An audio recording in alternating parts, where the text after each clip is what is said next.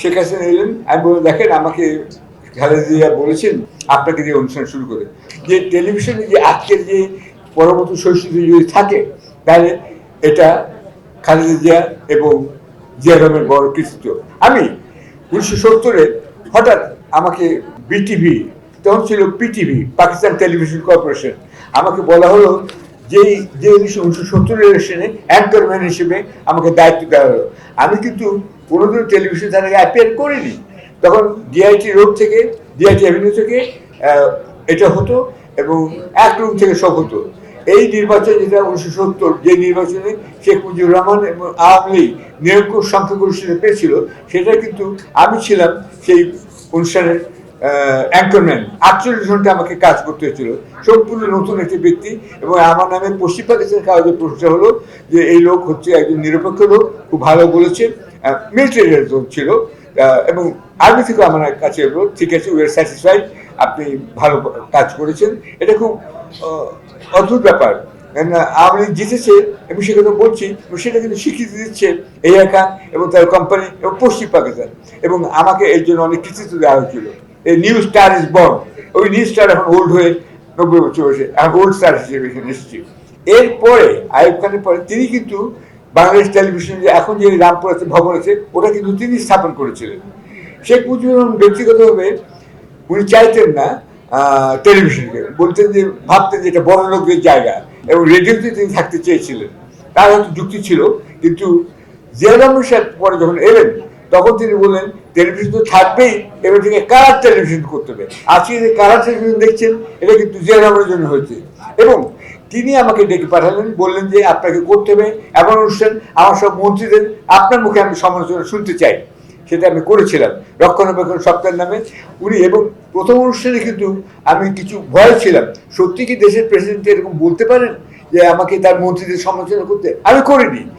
কিন্তু দ্বিতীয় অনুষ্ঠানে আগে আমার কাছে খবর এলো প্রেসিডেন্ট খুব হতাশ হয়েছেন যে আমার পারফরমেন্স ঠিক হচ্ছে না, আমি কেন সাহিত্য যুক্তি দিচ্ছি না, কাউন্টার অ্যাটাক করছি না, এগুলো চাচ্ছিলেন জিয়া রহমান। এগুলো আপনার বুঝতে হবে, বড় মতো সহিষ্ণুতা যদি না থাকে তাহলে কেউ রাজনীতি করতে পারবে না, আপনি স্বৈরাচারী হয়ে যাবেন।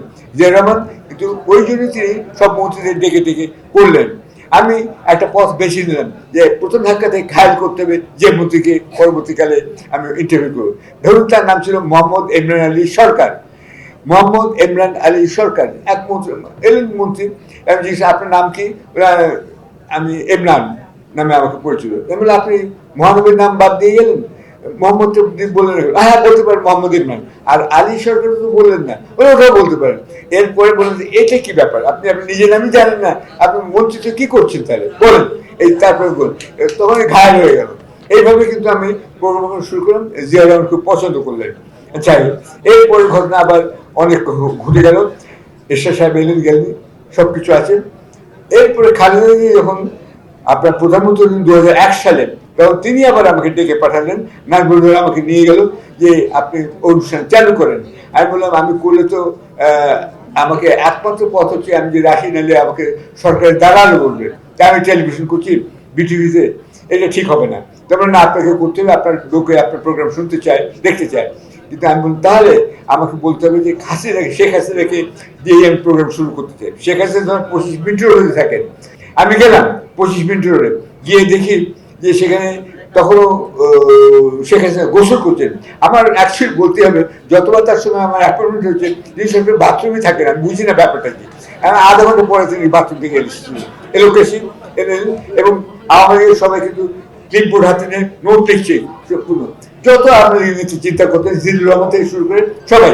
এবং ওই ঘরের মধ্যে কিন্তু 17টা ছবি ছিল, যে নিহত পরিবারের ওই সদস্যদের ছবি ছিল, আর ছিল আমার পাশে একটা টেবিলে, ছোট টেবিলে একটা নৌকা, এটার কথা একটু পরে বলবো। সেই নৌকা এলেন, শেখ হাসিনা এলেন, আমি বলে দেখেন আমাকে খালেদা জিয়া বলেছেন, বেগম বলে প্রধানমন্ত্রী বলেছেন আপনাকে দিয়ে অনুষ্ঠান শুরু করে। উনি বলেন নিশ্চয়ই বলে চক্রান্ত আছে, ষড়যন্ত্র আছে, আমাকে দিয়ে বলেছেন, সত্যিই বলেছেন। আচ্ছা, তখন বিশ্বাস করেন না, তাহলে প্রোগ্রামটা কিরকম হবে? আমি বললাম যে আপনি দ্বিতীয় পার্টে থাকবেন, প্রথম পার্টে আমি আমেরিকান অ্যাম্বাসেডারকে ইন্টারভিউ করবো, তখন আমেরিকান অ্যাম্বাসেডারের সঙ্গে আমার সবসময় ওদের সঙ্গে মোটামুটি আমার সবসময় ভালো খাতির আছে, কারণ আমি মনে করি আমেরিকাতে আমার বহু কাজ করতে সুযোগ পেয়েছে, স্থায়ীভাবে বসবাসের সুযোগ পেয়েছে, যেটা চায়না বা রাশিয়া দিতে পারেনি। আমেরিকাকে এত ভয় ভীতি কেন আমি কখনো বুঝতাম না। যাই হোক, আমি বললাম ঠিক আছে। আর ওই মাঝখানে রেজনা বর্ণা টাইপের একজন বিখ্যাত মহিলা বা নারীর গান হবে, তারপরে বাকি 8 ঘন্টা আপনাকে ইন্টারভিউ করবো। তখনই আওয়ামী লীগের সবাই খেপে গেল।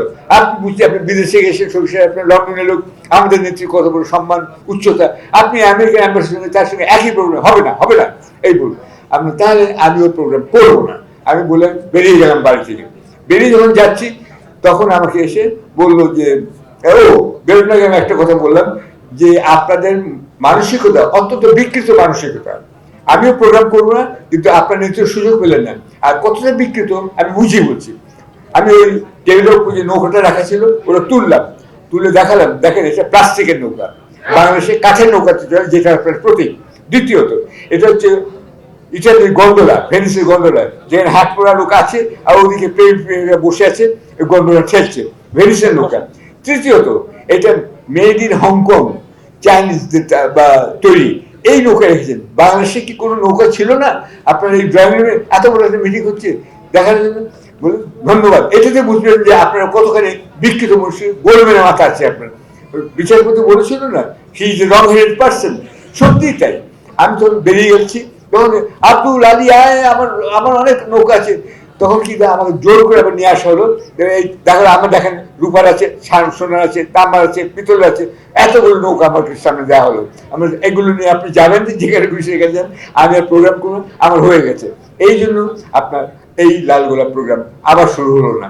কিন্তু পরবর্তীকালে আবার যখন শেখ হাসিনা খালেদা পাওয়ার এলেন 2001 সালে, তখন তিনি আবার ডেকে পাঠালেন যে আপনি অনুষ্ঠান শুরু করেন।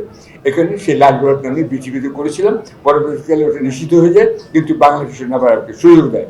যাই হোক, এতগুলো কথা বললাম এই জন্য বোঝানোর জন্য যে টেলিভিশনে যে আজকের যে পরবর্তী শৈশবে যদি থাকে, তাহলে এটা খালেদা জিয়া এবং জিয়া রহমানের বড় কৃতিত্ব। আশা করি আপনাদের সবার থাকবে।